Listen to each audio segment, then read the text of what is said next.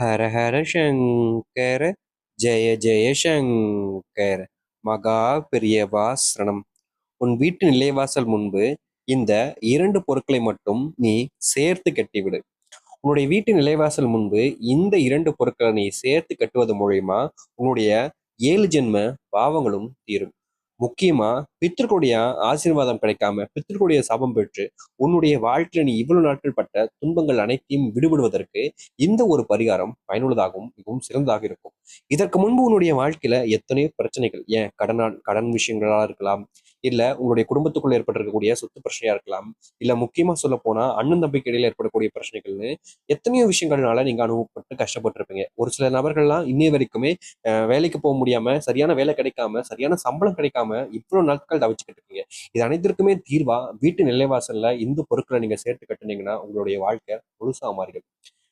நிறைய பேர் யோசிப்பீங்க, இதை செஞ்சா எப்படிங்க நடக்கும் அப்படின்னு. நம்ம முன்னோர்கள் எல்லோருமே சொல்லுவாங்க, நிலைவாசல் தலைவாசல் அப்படின்றது முக்கியமான விஷயமா இருக்குது. அதாவது வீட்டு நிலைவாசல் என்பது அந்த தெய்வங்கள் குடியிருக்கக்கூடிய ஒரு விஷயம். முக்கியமா முப்பெரும் தெய்வங்களும் இந்த இடத்துல இருக்காங்கன்றத ஒரு ஐதீகமா வழிபடுறாங்க.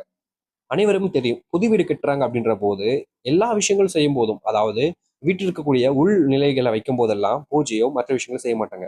ஆனா வீட்டு நிலைவாசல் வைக்கும் போது மட்டும் அதற்கு பூஜை போட்டு அதுக்கு சந்தன குங்குமம்லாம் வச்சு தெய்வத்துல வழங்கிட்டு பூஜை பரிகாரம் பண்ணி அதுக்கப்புறமா வீட்டு நிலைவாசல வைப்பாங்க. அதுவும் ஒற்றைப்படையில வைப்பாங்க. அப்படி ஒற்றைப்படையில வைக்கிறதுக்கு ஒரு முக்கியமான காரணம் இருப்பதால் தான் அந்த மாதிரி விஷயங்கள் பண்றாங்க. அப்படிப்பட்ட விஷயங்களை நீங்க உங்களுடைய வீட்டு நிலைவாசல்ல இந்த பொருட்களை சேர்த்து வைக்கிறதுங்கிறது ரொம்ப சக்தி வாய்ந்ததாக இருக்கும். நிறைய பேர் யோசிப்பாங்க, நீங்களும் இரட்டைப்படையில சொல்றீங்களே, ஒற்றைப்படையில சொல்லலையே அப்படின்னு. 2 பொருட்கள் தானே சொல்லியிருக்கேன் அப்படின்னு கேட்டீங்கன்னா, 2 பொருட்கள் தான். ஆனா அந்த பொருட்கள் வச்சு நீங்க கெட்டுறீங்க பாத்தீங்களா ஒரு பொருள், அது 3ஆக மாறும்போது அது ஒற்றைப்படையாக தான் படுகிறது.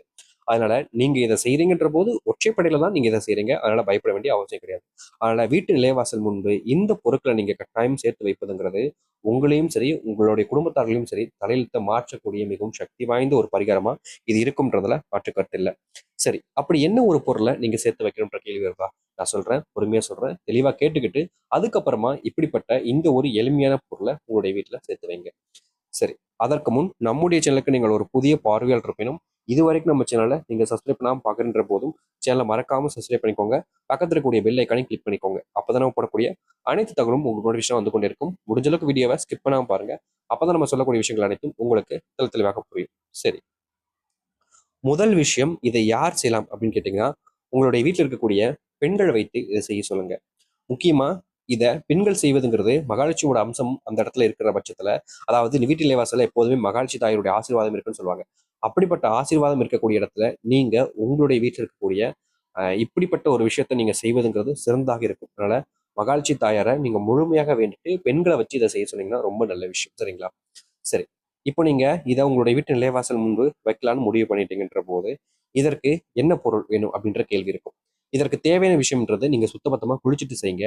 அது மட்டும் இல்ல, இதற்கு பூஜை விரதம் அப்படின்றதெல்லாம் தேவையில்லை. ஆனா சுத்தபத்தமா குளிச்சுட்டு செய்வது கட்டாயமான ஒரு விஷயம். அது மட்டும் இல்ல, இதற்கு தேவையான துணி நிறம் அப்படின்றது நீங்க மஞ்சள் நிற துணி எடுத்துக்கோங்க. உங்களுடைய வீட்டுல மஞ்சள் நிற துணி இல்லைன்னா வெள்ளை நிற துணி எடுத்து சிறிது நேரம் மஞ்சள்ல ஊற வைங்க. அது காஞ்சதுக்கு அப்புறமா அதுல நீங்க இந்த ஒரு விஷயத்த வைக்கலாம். நிறைய பேருக்கு குழப்பம் ஏற்படும், இது இன்னைக்கே செய்யணுமா நாளைக்கே செய்யணுமான்னு. எப்ப வேணாலும் செய்யலாங்க. இது இன்னைக்குன்றது கட்டாயம் கிடையாது. சரிங்களா? உங்களுக்கான நேரம் எப்போ கிடைக்குதோ அந்த நேரத்துல இதை செஞ்சாலே போதும். இது மிகப்பெரிய பலனை உங்களுடைய வாழ்க்கையில் ஏற்படுத்தி கொடுக்கும். நிறைய பேருக்கு குழப்பம், உடனடியாக செஞ்சிடணுமோ. எப்போ நேரம் கிடைக்குதோ அந்த நேரத்துல தெய்வங்களை நீங்க நினைச்சு வழிபட்டு செஞ்சு இதை செய்யுங்க. அதுவே போதும். சரியான முறையில இது உங்களுக்கான பலனை கொடுக்கும். சரிங்களா? சரி, அப்படி என்ன பொருட்கள் சேர்த்து வைக்கணும்? முதலாவதாக வெட்டிவேர். இந்த வெட்டிவேருங்கிறது சிவபெருமானுடைய மனு உருவமா பார்க்கக்கூடிய ஒன்றாகும். முக்கியமா இந்த வெட்டிவேர்ல அவ்வளவு நன்மைகள். முக்கியமா இந்த வெட்டிவேரை நம்ம நீர்களை சேர்த்து குடிக்கும் போது அதுல இருக்கக்கூடிய சக்திகள் நம்மளுடைய உடம்பை அந்த அளவுக்கு ஆரோக்கியமாக்கும்னு சொல்றாங்க. இப்படிப்பட்ட வெட்டி வேரை நீங்க இதுல சேர்த்துக்கோங்க. வெட்டி வேரையும் அதோடு நீங்க உங்களுடைய வீட்டில் வச்சிருக்கக்கூடிய கல்லுப்பையும் சேர்த்துக்கோங்க. இந்த 2 பொருட்கள். மூன்றாவதாக மஞ்சள் துணி. இந்த மூன்றையும் நீங்க மனசார வேண்டி நல்லா மடிச்சு ஒரு துணியை வச்சு உங்களுடைய வீட்டுல கட்டிடுங்க. கண்டிப்பா இப்படிப்பட்ட ஒரு விஷயத்த நீங்க செஞ்சு முடிங்க. உங்களுடைய வாழ்க்கையில் இவ்வளவு காலங்கள் எந்த ஒரு துன்பம் உங்களுடைய வாழ்க்கையில மறுபடியும் மறுபடியும் வந்து காயப்படுத்துச்சோ, கஷ்டப்படுத்துச்சோ, அத்தனை துன்பங்களும் உங்களுடைய வாழ்க்கையில இருந்து காணாமல் போகும். நீங்க எதிர்பார்த்த அந்த ஒரு மாற்றத்தை உங்களுடைய வாழ்க்கையில் இது ஏற்படுத்தி கொடுக்கும். நினைச்சு பார்க்க முடியாத நன்மைகளை ஏற்படுத்தி கொடுக்கக்கூடிய ஒரு எளிமை மாற்றமாகவும் இது அமையும். அதனால எதை பத்தியுமே நீங்க யோசிக்க வேண்டாங்க. முழு முதல் மாற்றத்துக்கும் நம்பிக்கைக்குமான எளிமையான ஒரு விஷயத்த செய்யுங்க. கண்டிப்பா மிகப்பெரிய பலனையும் நன்மைகளையும் ஏற்படுத்தி கொடுக்கும். முழு நம்பிக்கையோடும் மனசோடும் செய்து வாருங்கள். நல்லதே நடக்கட்டும். நம்பிக்கையோடு செய்தால் கட்டாயம் நல்லதே நடக்கும். ஹர ஹர சங்கர, ஜெய ஜெய சங்கர. நன்றி, வணக்கம்.